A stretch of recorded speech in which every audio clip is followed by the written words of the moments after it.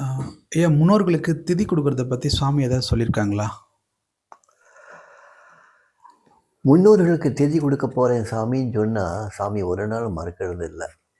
ஆனா யாரையாவது கூப்ட்டு, "நீ போய் கயா போயிட்டு திதி குடுத்துட்டு வா, ராமேஸ்வரம் போயிட்டு திதி குடுத்துட்டு வா." இப்படிலாம் சாமி ஒரு நாளும் சொன்னதில்ல. சுவாமி தன்னுடைய அந்த பப்பா ராமதாஸ் கத்துக் குடுத்த, ஆ சுவாமி ரமண மகரிஷி கத்துக் குடுத்த, அரபிந்தோ கத்துக் குடுத்த, தன்னுடைய குருநாதர்கள் கற்றுக் குடுத்த அந்த ஒரு பாதையிலிருந்து ஒரு நாளும் விலகி போனது இல்ல.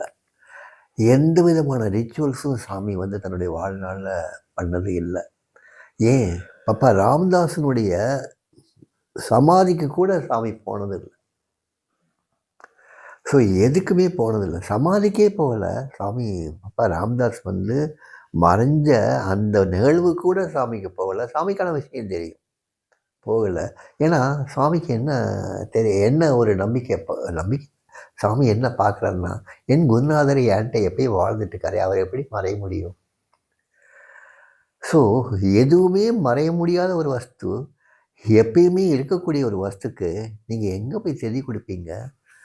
சரி, திதி குடுக்குறது வந்து சரீரத்த தான் குடுக்க போறீங்கன்னா, அந்த சரீரத்துக்கு திதி குடுத்தது, நீங்க உங்களுக்கு அத குடுத்ததுனால, அந்த ஒரு கனெக்டிவிட்டி எப்பயும் நீங்க வச்சிருக்க போறீங்களா? 1 தடவ குடுப்பீங்க, 2 தடவ குடுப்பீங்க, 3 தடவ குடுப்பீங்க, 4 தடவ குடுப்பீங்க. அதுக்கப்புறம் மறந்து போயிடுவீங்க. உங்களுக்கு பின்னால வரக்கூடிய சந்ததிகளும் அவங்கள வந்து வொர்ஷிப் பண்ற மாரி போனாங்கன்னா, எது உண்மையான ஒரு குருவ தேடி அவங்களால போக முடியாது. முன்னோர்கள் வாழ்ந்தாங்க, நம்மள நல்லபடியா கவனிச்சுக்கிட்டாங்க. அவங்க காலம் முடிஞ்ச உடனே, அவங்க வேலை முடிஞ்ச உடனே அவங்க போயிட்டாங்க. நமக்கும் அதே மாதிரி தான். இந்த கடந்து போன பிம்பங்கள வந்து நம்ம இன்னும் அத கரை சேர்க்கணுங்கிறதுக்காக, நம்ம யாரு கரை சேர்க்கிறதுக்கு அவங்கள? இந்த திதி குடுத்தா தான் அவங்கள கரை சேர்க்க முடியுங்கிறது வந்து எல்லாமே பின்னால வந்த இடைச்சல்கள் இதெல்லாம். அப்படியெல்லாம் வந்து நமக்கு அவ்வளோ சக்திலாம் கிடையாது. அவங்கள வந்து கரை சேர்த்து, அவங்கள வந்து சொர்க்கத்துக்கு அனுப்புறது, இதெல்லாம் இல்லாட்டா அவங்க வந்து இத அடைவாங்க, அப்படி அடைவாங்க, இப்படி அடைவாங்க. நீங்க போய் அவங்களுக்கு பிண்ட வைக்கணும், அது வைக்கணும், கருமாதி பண்ணணும். இதெல்லாம் சொல்றதெல்லாம் வந்து இடைச்சல்கள். அந்த ஒரு குடும்ப ஒரு இத வளர்க்கணுங்கிறதுக்காக. அந்த காலத்தில பார்த்தீங்கன்னா, பாப்புலேஷன் ரொம்ப கம்மி. ரொம்ப குறைவான பாப்புலேஷன். வீட்ல உள்ள மெம்பர்ஸ் ரொம்ப கம்மி. அந்த மெம்பர்ஸை யாகப்படுத்திக்கணுங்கிறதுக்காகவே, இந்த மாரி சில காரியங்கள செய்ய சொல்லுவாங்க. அந்த முன்னோர்கள பத்தி தெரிஞ்சிருக்கணுங்கிறதுக்காக இந்த காரியங்கள பண்ண சொல்லுவாங்க. அந்த காரியங்கள் பண்ணதுனால அந்த முன்னோர்கள பத்திய ஞாபகம் வரும். அத தவிர்த்து சில காரியங்கள் நீங்க பண்றதுனால, அந்த முன்னோர்களுக்கு நல்லதுன்னு நெனச்சு நீங்க பண்றது எனக்கு எனக்கு இல்ல. சாமி இத ஒரு நாளும் யாருக்கும் சொன்னதில்ல. எங்க அப்பா இறந்தது, எங்க அம்மா இறந்தது, எல்லாமே நடந்தது. அதேபோல என்னுடைய அண்ணன் இறந்தது. "நீலாம் உங்க வீட்ல யார் யார் இறந்தாங்க? நீ அவங்களுக்கெல்லாம் திதி பண்ணிட்டியா? நீ எங்க போய் பண்ண? அவங்க சாம்பல எங்க கரைச்ச?" இந்த மாரி விவரங்கள் சாமி யார்ட்டயுமே கேட்டதில்ல. ஏன் முருகேசன் நான் சாமிக்கு ரொம்ப பிடிச்ச டிவோட்டி. அவர் இறந்ததுக்கப்புறம், அவர் இறந்த உடல என்ன பண்ணாங்கன்னு கேட்டாரு. அந்த உடல தகனம் பண்ணிட்டாங்க சாமி அப்படின்னோம். யார் அந்த வந்து கொல்லி வச்சாங்கன்னு கேட்டாரு. அவங்க பிள்ளைங்க தான் வச்சாங்கன்னு சொல்லி சொன்னேன். அதுக்கப்புறம் அவர் பாடிய கொண்டு வந்து இந்த பெட்டி என்ன பண்ணாங்கன்னு கேட்டாரு. அந்த பெட்டியும் சேர்த்து எரிச்சுட்டாங்க சாமி அப்படின்னு சொல்லி சொன்னேன். ஓஹோ! அவ்வளோதான். அதுக்கப்புறம் அவங்களுடைய மனைவி வந்தாங்க. அந்த நினைவு நாள்ல நாங்க வந்து இது பண்ணணுமான்னு கேட்பாங்க. சாமி பதிலே சொல்ல மாட்டாரு. ஆனா அன்னைக்கு அன்னதானத்துக்கு ஏற்பாடு பண்ணுவாங்க ஆசிரமத்தில. ஏழைகளுக்கு அன்னதானத்துக்கு அன்னைக்கு அவங்களுடைய உபயமா இருக்கும்.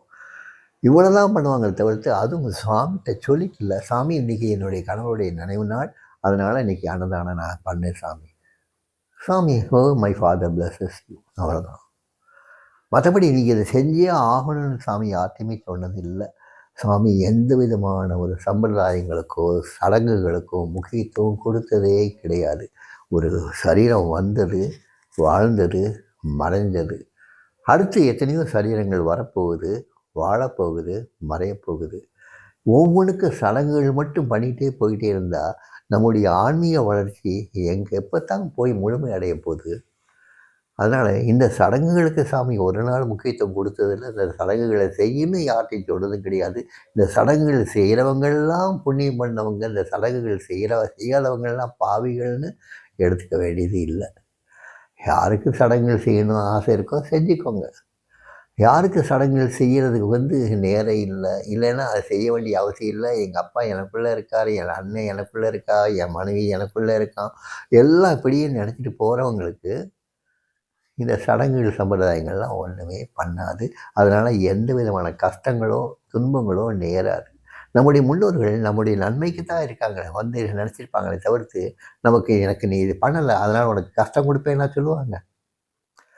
நீ எனக்கு இது பண்ணலை, என்னுடைய விருப்பத்தை நீ பூர்த்தி பண்ணலை, அதனால் உனக்கு நான் சாபம் கொடுக்குறேன்னா சொல்லுவாங்க. நம்ம அம்மா அப்படி செய்வாங்களா, நம்ம அப்பா அப்படி செய்வாங்களா, நம்முடைய நெருங்கிய சொந்த பந்தங்கள் அப்படி செய்வாங்களா? செய்ய மாட்டாங்கள்ல. அதனால் இது எல்லாமே பின்னால் வந்த இடைச்செருகல்கள். இதுக்கெல்லாம் ரொம்ப முக்கியத்துவம் கொடுக்க வேண்டியது இல்லை.